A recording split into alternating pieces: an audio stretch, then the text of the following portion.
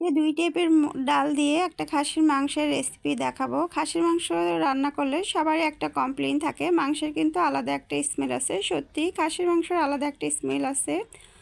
তো আজকে কিছু টিপস সহকারে মাংসটা রান্না করে দেখাবো। সেই টিপসটা হচ্ছে ১ পিস লেবু আর ২ চামচ সিরকা, যেটা আমরা আচার বানাই, সেই সিরকাটা দিয়ে আমি আধা ঘন্টার জন্য এটা রেখে তারপরে আরেকটা ধোয়া দিব। তখন এক ফোঁটা কোনো বাজে স্মেল কোনো কিছুই থাকবে না। পুরো রান্নাটাই আমি সরিষার তেল সাথে সয়াবিন তেল ২ টেবিল তেল দিয়েছি। এখানে একটা স্টার মশলা, কালো এলাচ, লং, গোলমরিচ সব কিছু দিয়েছি। তো অবশ্যই খাসি মাংস রান্না করলে কালো স্টার এলাচি এবং বড় এলাচিটা দিবেন। এগুলো দেওয়ার কারণে খাসির মাংসতে কোনো স্মেলই থাকে না, খাসির স্মেলটা বাজে স্মেলটা এক ফোঁটাও থাকবে না। তো আমি ফার্স্টে এটা হালকা বেরেস্তা টাইপের করে আজকের মশলাগুলো আমি সব একটু পানি দিয়ে গুলিয়ে দিব। গুলিয়ে দিলে এটা অনেকটা বাটা মশলার মতন মনে হয়। তো এখানে ২ চামচ আদা বাটা, রসুন বাটা, গোলমরিচ, লং সব কিছুই দিয়েছি আন্দাজ করে। আমি এটা পানি দিয়ে জাস্ট ২ মিনিট রেখে তারপরে এইটা দিলে আপনার একটা বাটা মশলার ফ্লেভার আসে রান্নার ভিতরে।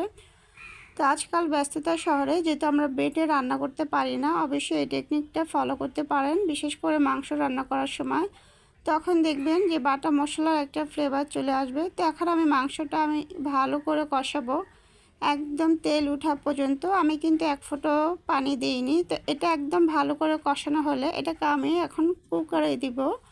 প্রেশার কুকারে ২-৩টা সিটি দিলেই যেন হয়ে যায়। তো কেউ যদি প্রেশার কুকারে রান্না করতে চান তাহলে অবশ্যই মাংসটাকে আগে কষিয়ে তারপরে প্রেশার কুকারে দিয়ে পানি দিবেন।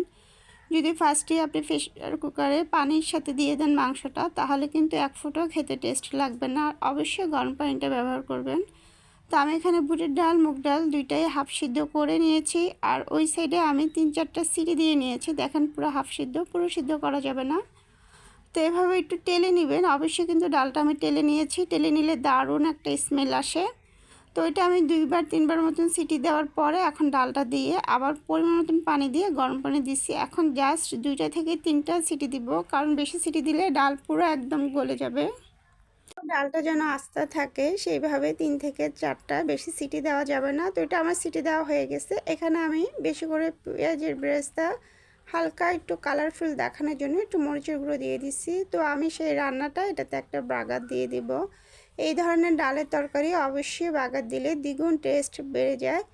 তো খুবই সহজভাবে আজকের এই রান্নাটা দেখানোর চেষ্টা করেছি খুব অল্প সময়ে। প্রেশার কুকারের কারণে অল্প সময়ে কিন্তু রান্নাটা আমার কমপ্লিট হয়ে গেছে। আপনারা এটা মুরগি, গরু যে কোনো কিছু দিয়ে রান্না করতে পারেন। আর এই ডালটা দেখা যায় সকালের নাস্তা, রুটি সব কিছুর সাথে খাওয়া যায়। তো আমি এখানে জাস্ট জিরার গুঁড়ি আর কাঁচামরিচ দিয়ে দিলাম। খুবই ইজি এবং খুবই সহজভাবে সবসময় রান্না দেখানোর ট্রাই করি। ভালো লাগলে অবশ্যই শেয়ার করে দিবেন। কেউ যদি আমার ইউটিউব চ্যানেল থেকে দেখে থাকেন অবশ্যই চ্যানেলটা সাবস্ক্রাইব করে দিবেন। আর কেউ আইডি থেকে দেখে থাকলে অবশ্যই আইডিটা ফলো করে দিবেন। তাহলে আপনাদের ক্ষেত্রে সবসময় আমি নিত্য নতুন রান্নার রেসিপি দেখানোর ট্রাই করি। তো আজকে এই পর্যন্তই। আল্লাহ হাফেজ।